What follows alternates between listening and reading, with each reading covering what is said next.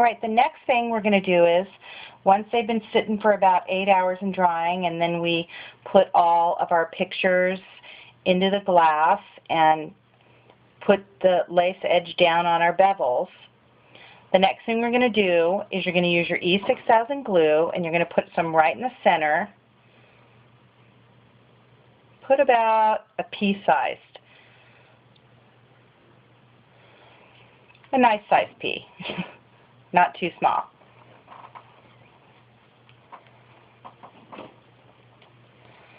Then what I'm going to do is I'm going to take it with the glue and I'm going to put them small, medium, all the way around. And I'm going to glue it on to the raw brass where I want it, like this. And I'm going to take my clamp and I'm going to clamp it down. I'm going to do this all the way around. Medium, small, medium, small, medium, small, all the way around until you have 8 of them on and they're clamped. Then I want you to set them aside for 24 hours because we really want that glue to set. Once that's all the way done, we're going to come back. We're going to do our chains. Okay, everybody. Now, what we're going to do is, in order to put this together, first of all, I want you to have somewhere that you know you can hang it before you put it together. You got to have that place ready. So what we're going to do is, each one of your pieces has 3 holes around the top. What I want you to do is, with each of these pieces, I want you to find the 3 holes. So this hole is one of the top holes, and here, there's one of the top holes right here. So what I'm going to do is I'm going to place it in the center, but basically aligning it using just eyeballing, aligning it. You only have to align one and they'll all pretty much align. Just have them, so they're close. Then I'm going to take the third, the tiny one, and I'm going to put that one aligning this hole with that. So all 3 of them are basically, it's not real hard, it's pretty easy. Okay, now I want you to keep them sitting there. The first thing we're going to do is we're going to take one of our jump rings. We're going to take each of them actually, and we're going to start by putting them in the small ones, the small holes on the tops. Shoot, where is that hole?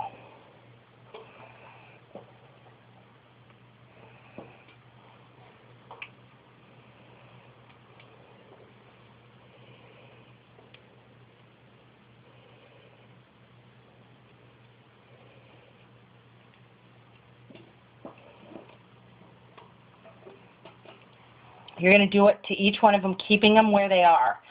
When we come back, they'll be all done. So we have all of our jump rings loosely put on each one of the top holes on the 3 rings. Then what we're going to do is we're going to start with the bottom ring. And I'm going to take the jump ring and I'm going to put the link and let it fall down. I'm going to do this on each one of these all the way around. All right, I've connected my chains to my jump rings on all 3 of the rings.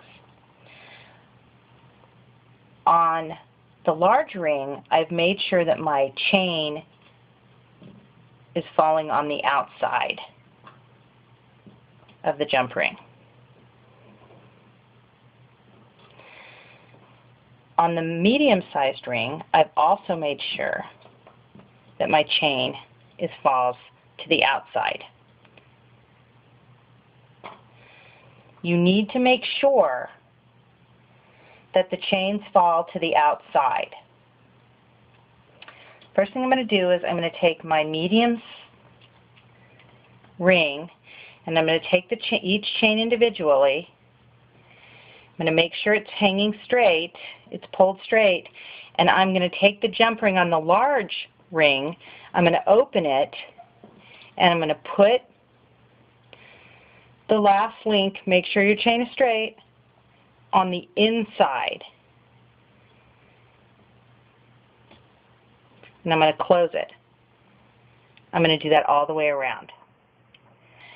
Now, we've finished doing our center ring and connecting it to the jump rings, the inside side of the jump rings that are connected to the large ring. Then we're going to come, after those are done, and we're going to take the chain on the jump ring from the small center one, and we're going to reopen the medium-sized ring and make sure you keep it on this side. We're going to reopen that jump ring again. Make sure it's not crooked. You don't want your chain twisted. Make sure your link is right. And we're going to connect those. You're going to do it to all three. Okay, so we've connected the small chain to the medium ring, and then we've connected the chain from the medium ring to the jump ring on the large ring. Then the last thing you're going to do is you're going to pick up each one of the longest chains and make sure, like I said, they're not twisted. You want to make sure they're straight. What you're going to do is you're going to bring all three of these together.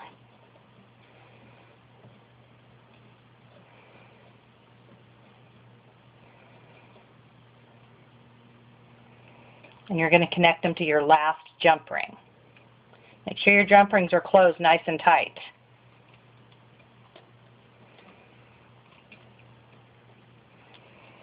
Because you don't want this to fall apart after you put it together, because let's be honest, it's a pain. But once it's done, and it's beautiful. So, all three of them are on there now. Then you can pull it up, and you want to hang it up. We're just pretending I have everything glued on mine. It's all painted and pretty. Yours should be all painted and pretty by now. So we're going to pull it up. I don't know if you guys can see it. Looks pretty awesome. And it should hang right. And what you're going to do is you're going to hang it up wherever you want, and then once you've hung it up, then you're going to take all of your crystals. Of course, you're going to put the bow ties back on if you blackened them. You're going to take your crystals and you're just going to hook your crystals in each one of these. You should have 39 or 40, I forget. And you're just going to hook them in all the holes. You know, you're not going to have as many crystals on the center one, but you're going to have a lot on the top and the bottom. And once you hang your chandelier crystals, it's going to be fabulous. So that's basically the way that you make this. You can do this with a lot of things. You know, any kind of a metal ring that you can find in different sizes, you can go about it exactly the same way. You can paint them. You can drill holes evenly 3 ways around. And use chain. This is basically a simplistic chandelier, wedding cake style, and you can do them with anything. You can do them with, oh, I don't know, needlepoint rings. They're fairly inexpensive. Get the wooden ones at Michael's.